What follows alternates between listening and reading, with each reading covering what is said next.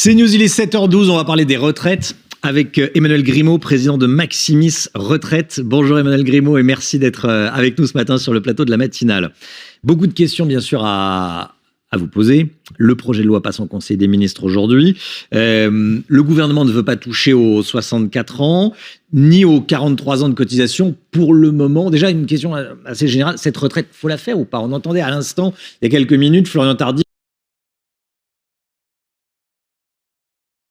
dire qu'on peut faire dire un peu tout et son contraire au rapport du corps, au Conseil d'orientation des retraites. Où est-ce qu'on en est là aujourd'hui? C'est vrai, on peut lire dans le rapport du corps tout et son contraire. D'ailleurs, cette année, les régimes de retraite sont en excédent. La question, c'est où en sera-t-on dans 20 ans? Et il y a un élément qui est totalement incontestable, c'est la démographie.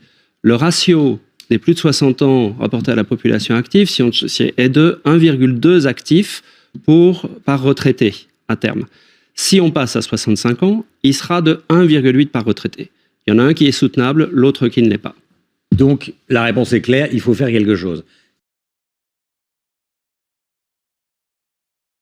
Pas de débat là-dessus. Oui. Tiens, alors il y a le MoDem, les députés MoDem, qui proposent de récupérer 2 milliards en faisant travailler les salariés 35 heures et demie au lieu de 35 heures pour atténuer la décote pour les petites retraites et les carrières hachées. C'est quoi cette décote pour les petites retraites et les carrières hachées? En fait, la formule de calcul est extrêmement défavorable aux carrières hachées dont les premiers bataillons sont les femmes. Effectivement, à cotisation à peine supérieure, on peut, selon la formule de calcul, gagner 20, 30, 40 ou 50% de retraite en plus. C'était l'objectif de la réforme de la retraite par points d'ailleurs, de corriger cette injustice. Donc ça, ça serait pour financer ces petites retraites, les 2 milliards. Bon, après, travailler 35 heures et demie, je suis pas sûr. 6 minutes par jour. 6 minutes par jour, je suis pas sûr que ce soit le moment de proposer ça. Mais bon, voilà, ça c'est les petites retraites. Quand les gens vous appellent pour les retraites, qu'est-ce qu'ils vous demandent en premier? Est-ce qu'ils sont inquiets? Pourquoi est-ce que ça tend autant la société, les retraites? Alors, pour moi, il y a une incompréhension du système, mais c'est normal, il est incroyablement compliqué. Et il y a une sous-estimation générale. D'ailleurs, la direction des études statistiques de la Sécurité sociale a un chiffre intéressant. Elle interroge régulièrement tous les ans les Français. Il y a 60% qui pensent qu'ils devront partir après 65 ans, 66, 67, 68, donc presque les 2 tiers, alors qu'en réalité, il n'y a que 20% qui partent après 65 ans. Et encore, dans ces 20%, il y en a une partie qui sont des gens qui ne travaillent plus depuis plus de 25 ans. D'accord? Donc, on sous-estime sa date de départ et on sous-estime également le montant de la retraite. Nous, on a un décalage de 30% entre ce que les gens pensent qu'ils vont gagner et ce qu'ils gagnent réellement. Ah oui. Ce qui est forcément complexe. On pense qu'on a des petites pensions et on pense que toute réforme est faite pour vous... Finalement, c'est un petit peu mieux que ce qu'on imagine. C'est beaucoup mieux que ce qu'on imagine. C'est beaucoup mieux que ce qu'on imagine. Comment vous la vendriez, vous, la réforme aux Français? Quelle est l'urgence, là? Vous qui êtes un spécialiste, vous connaissez ça par cœur. C'est difficile, ce que vous me demandez. Oui. Alors, déjà, il y a 2 choses. On ne sait pas que l'âge moyen de départ dans le privé, c'est déjà 63 ans et 4 mois. Ensuite, entre la génération 1960, qui a liquidé sa retraite, qui a pu liquider sa retraite l'année dernière, et la génération 1968, elle partira déjà, puisqu'elle est rentrée beaucoup plus tard dans la vie active, oui. Elle est rentrée 1 an et demi plus tard, elle partira, et le calendrier de la réforme Touraine qui vient s'ajouter à ça, la génération 1968 part déjà naturellement 2 ans plus tard que la génération 1960, que celle qui est partie l'année dernière. Donc effectivement, le décalage ne sera pas vraiment de 2 ans pour tout le monde. Ça, c'est la première chose.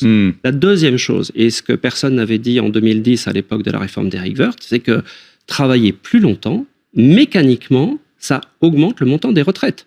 C'est logique. Ah oui. Vous avez 8 trimestres en plus cotisés et vous avez 2 ans de points ARCO Agirc en plus. D'accord? C'est pas un cadeau. Pour les cadres, Agirc Arco. Oui, non, il y a des points ARCO pour tous les salariés. Pour tous les salariés. C'est pas un cadeau. Vous travaillez 2 ans de plus, vous cotisez 2 ans de plus, vous touchez 2 ans de retraite en moins. Donc c'est bon pour la collectivité, mais votre retraite va augmenter. Oui. Bah oui, on travaille 2 ans de plus, donc on n'a plus. Oui. Mais c'est effectivement, ça peut faire un argument de vente, entre guillemets, de vente politique. Mais c'est pas intuitif. On imagine, à l'époque, Non. en 2010, on imaginait que la réforme Ouais. Woerth allait faire baisser les retraites, et aujourd'hui, il y a beaucoup de gens qui sont persuadés que cette réforme fait baisser les retraites. On touche pas aux retraités. Alors déjà parce que politiquement, ce sont je vais pas dire, ce sont pas les seuls qui votent, mais enfin, ils sont nombreux à voter. Que dire du niveau de vie des retraités? Alors, on est une anomalie en France par rapport à tous nos voisins européens. Dans tous les voisins européens, le niveau de vie des retraités est à 85% du niveau de vie du reste de la population. En France, on est depuis une quinzaine d'années à 6% supérieur. Mais c'est en train de s'amenuiser et ça a baissé. On était à 6% supérieur, donc un indice 106 comparé à un indice 100 il y a 5 ans. On est passé à 101.